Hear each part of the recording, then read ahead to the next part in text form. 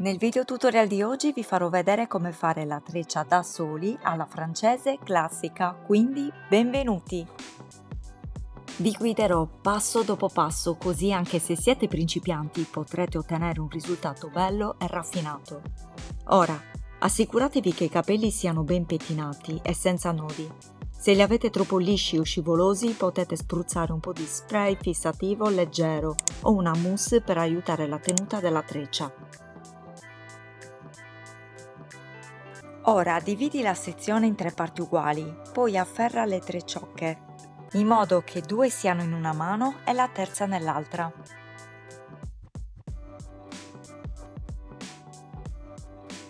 Metterò alcune parti a rallentatore in modo che tutti quanti potete vedere esattamente come eseguire il movimento e quindi replicarlo.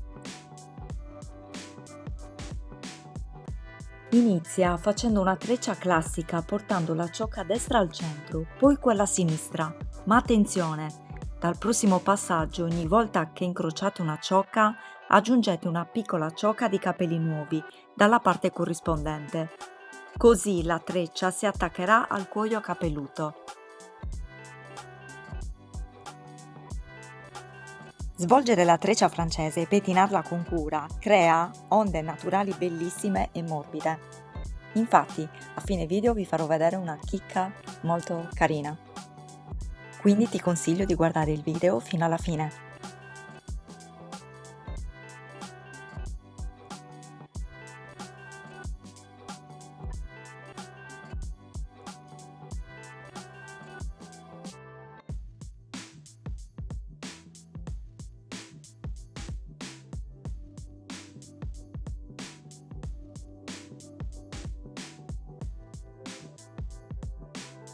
Ora afferra la ciocca di destra e inseriscila tra l'indice e il medio.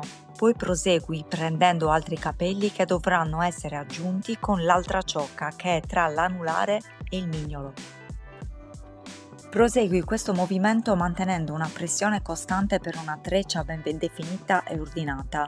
Se qualche ciocca è ribelle, niente panico, potete sistemarla con le dita o qualche forcina.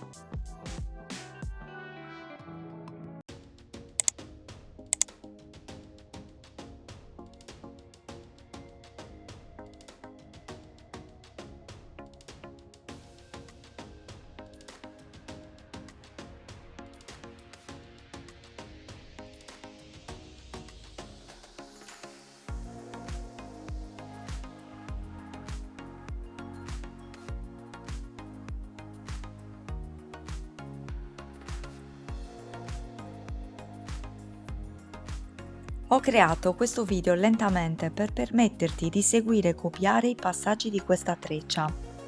Quindi, se ti sta piacendo il video, ricordati di mettere mi piace e di iscriverti al canale.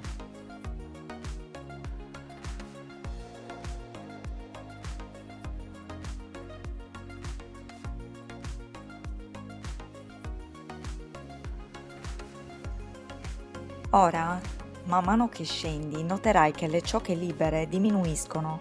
Infatti, in prossimità della nuca non dovresti avere altro che la treccia centrale.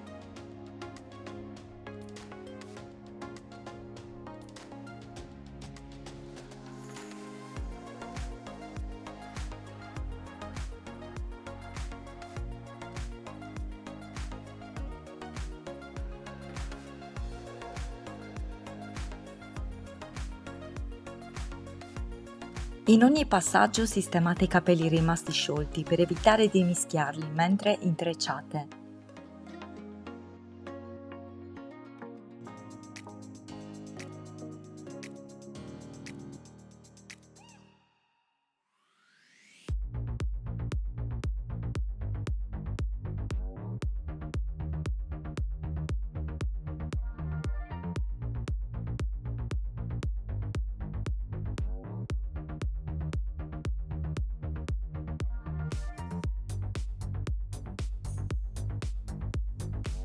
A questo punto porta lateralmente la treccia per poter continuare l'intreccio fino alla fine.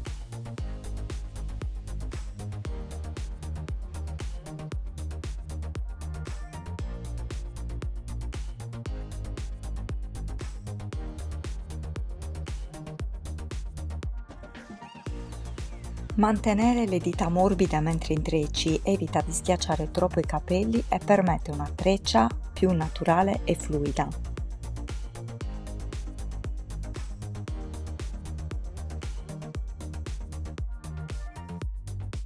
Ed ecco che avrete fatto da soli la treccia alla francese.